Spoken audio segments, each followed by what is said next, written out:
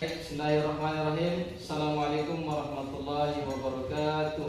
Waalaikumsalam warahmatullahi wabarakatuh. Ya, bagaimana kabarnya anak-anak sekalian? Baik. Ya, sebelum itu kita awali pembelajaran kita pada hari ini dengan membaca doa. Ketua kelasnya disiapkan dulu temannya untuk membaca doa. Doa belajar.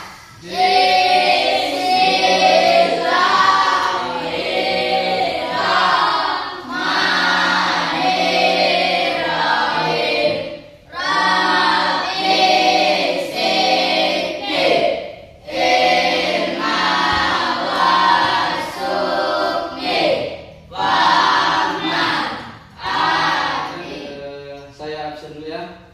Dengan namanya satu-satu. Afdal, Hadir Pak. Handayani, Hadir Pak. Irlan, Hadir Pak. Sapa Arjuna, Hadir Pak. Muhammad Hasbi, Hadir Pak. Kaila Ramadhani, Hadir Pak. Winda, Hadir Pak. Nur Fauzia, Hadir Pak. Nurul Suci. Hadir Pak. Ya, lengkap semuanya ya. Hadir Pak. Ya. Baik anak-anak sekalian, pada hari ini kita akan memasuki materi pembelajaran tentang peningkatan kemampuan membaca Al-Quran dengan ilmu tajwid. Namun sebelum kita masuk pada pembelajaran, kenapa kita perlu mempelajari tentang membaca Al-Quran dengan ilmu tajwid? Karena tujuannya adalah agar seluruh anak-anak sekalian bisa membaca Al-Quran dengan baik dan benar sesuai dengan ilmu tajwidnya. Karena dalam membaca Al-Quran harus betul-betul menguasai hak-hak huruf, sifat-sifat huruf, tanda baca dalam Al-Quran, panjang pendeknya, sehingga dalam membaca Al-Quran bisa menjadi sempurna sesuai dengan tuntunan ilmu tajwid. Ya baik anak-anak sekalian, sebelumnya siapa di sini yang sering membaca Al-Quran? Saya Pak. Ya, Handayani, berapa kali membaca Al-Quran dalam satu hari? Saya mengaji setiap saya sudah sholat zuhur minimal 2 lembar. Oh iya. Oke baik anak-anak sekalian, kita masuk pada materi yaitu konsep dasar ilmu tajwid. Jadi apa itu ilmu tajwid? Jadi ilmu tajwid secara bahasa artinya memperindah. Tajwid secara istilah adalah memberi setiap huruf haknya dan hukum-hukum baru yang timbul setelah hak huruf berupa makhrajatul huruf, yaitu tempat keluarnya huruf. Selanjutnya sifat, yaitu gunnah atau berdengung. Selanjutnya tarkik, yaitu huruf tipis. Selanjutnya tafkhim, yaitu huruf tebal, dan lainnya yang termasuk dalam hukum-hukum ilmu tajwid. Ya, baik anak-anak sekalian, selanjutnya saya ingin membagi kelompok menjadi 2 kelompok, ya. Ya Pak. Jadi di sini laki-laki 1 orang di sebelah. Ya. Jadi di sini kelompok 1, nama kelompoknya yaitu Abu Bakar. Ya, kelompok 2 namanya kelompok Umar bin Khattab. Ya, jadi perhatikan nama kelompoknya. Ya, selanjutnya kita sama-sama akan praktek bacaan. Ya, sebelum kita praktek dari kelompok Abu Bakar, kelompok 1, ada yang ingin bertanya? Saya Pak. Bagaimana contoh bacaan pada hukum bacaan qalqalah kubra dan sughra? Ya, pertanyaan yang bagus dari Nur Fauzia tentang contoh bacaan qalqalah kubra dengan qalqalah sughra. Jadi perhatikan contoh bacaan. Jadi perhatikan terkait dengan pertanyaan dari Nur Fauzia, yaitu contoh bacaan pada Quran pada bacaan qalqalah sughra dengan qalqalah kubra. Jadi kata kuncinya, kalau kubra huruf qalqalah yang 5 tadi ba, ja, da, to dengan po, ketika berharakat sukun berada di tengah bacaan, berarti ada pada huruf ja, ya, berada huruf ja berharakat sukun. Cara membacanya, alam yaj'al kaidahum fi tadlil. 1, 2, 3. Alam yaj'al kaidahum fi tadlil. Ya, jadi qalqalah sughra-nya yaitu huruf ja. Ya, berharakat sukun. Selanjutnya, contoh bacaan qalqalah kubra atau besar, yaitu pada Quran surah Al-Ikhlas.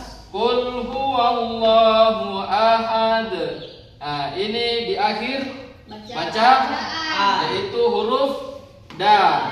Ya, walaupun ini berharakat dhammah, tetapi karena sudah di akhir bacaan maka sifatnya sukun atau mati. Nah, sama-sama. 1, 2, 3. Qul huwallahu ahad. Nah, ahad itu namanya qalqalah kubra.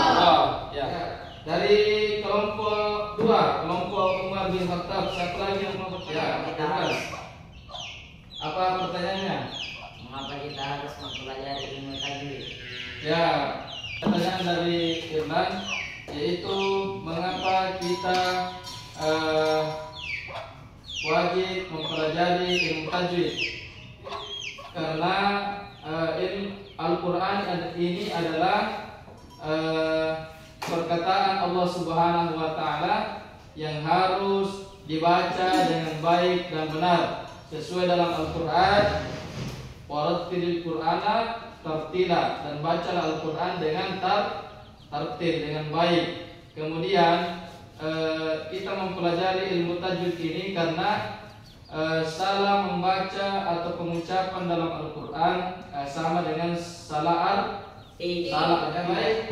Anak-anak sekalian, selanjutnya praktek membaca huruf hijaiyah dengan salah satu surah. Jadi kelompok pertama, kelompok 1 dari kelompok Abu Bakar As-Siddiq, 5 orang dipersilakan untuk naik membaca huruf hijaiyah dengan Quran surah Al-Ikhlas. Ya, yang pertama kelompok 1, kelompok Abu Bakar As-Siddiq membaca huruf hijaiyah sama-sama. 1, 2, 3. Alif, ba, ta, sa, ja, ha, ho, dal, sa, ro, sa, sin, sya, so, do, a, Zo, a, go, fa, ko, ka, lam, mim, nun, waw, ha, lam, alif, hamzah. Kelompok 1 Abu Bakar membaca Quran surah Al-Ikhlas. 1, 2, 3.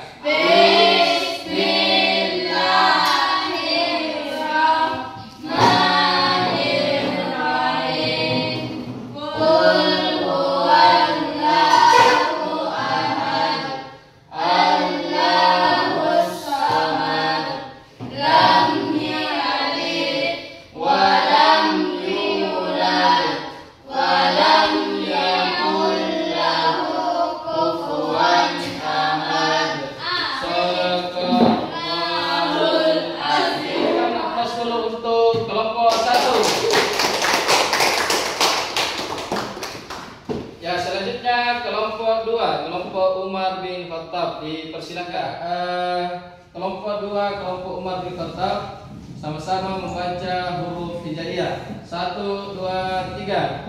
Alif, ba, ta, sa, Ja, ha, ho, da, za, ra, za, sa, sya, so, do, to, zo, ain, go, Go, Fa, Qaf, Kaf, Lam, Mim, Nun, Waw, Ha, 6 alif, Hamzah, Ya. Selanjutnya membaca surah Al-Fil sama-sama. 1, 2, 3. Bismillahirrahmanirrahim. Alam tara kaifa fa'ala rabbuka bi ashabil fil. Alam yaj'al kaidahum fi tadlil wa arsala alaihim tayran ababil tarmihim bihijaratin min sijjin faja'alahum ka'asfin ma'kul. Shadaqallahul azim. Berikan aplaus untuk kelompok 2. Ya, baik anak-anak sekalian, itulah tadi materi kita pada hari ini. Mudah-mudahan materi tentang peningkatan membaca Al-Quran dengan ilmu tajwid bisa dipahami dengan baik kepada anak-anak sekalian dan bisa diterapkan dalam kehidupan kita sehari-hari saat membaca Al-Quran dengan memperhatikan hak-hak huruf, cara membaca hak huruf, huruf tebal, huruf tipis, qalqalah dan tanda baca dalam Al-Quran. Untuk itu anak-anak sekalian, jangan berhenti untuk terus membaca Al-Quran karena ala bisa karena biasa, ya. Ala bisa karena biasa. Yang belum lancar membaca Al-Quran terus berlatih, yang sudah bisa namun masih ada kesalahan dalam membaca Al-Quran terus belajar, yang sudah lancar dan yang sudah sesuai dengan hukum bacaan ilmu tajwid itu dikembangkan sehingga kita bisa terus belajar dan cinta kepada Al-Quran itu sendiri. Baik anak-anak sekalian, tetap semangat dalam belajar. Mudah-mudahan dalam kehidupan kita bisa bernilai ibadah di sisi Allah Subhanahu wa taala. Amin ya rabbal alamin. Ya baik, oleh karena itu sebelum kita menutup pertemuan kita pada hari ini, kita sama-sama membaca doa yang dipimpin oleh ketua kelas. Jadi sebelum membaca doa, kita membaca surah Al-Fatihah dulu ya.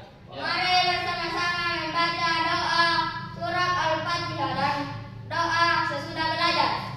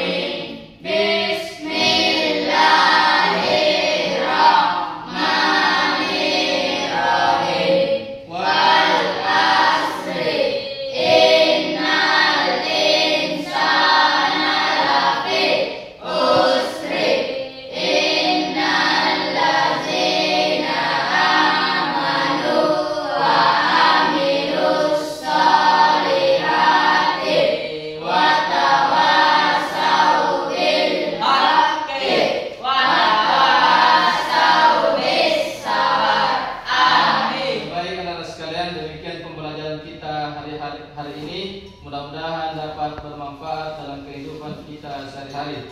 Amin. Dan saya tutup dengan ucapan fattaqullaha Assalamualaikum warahmatullahi wabarakatuh.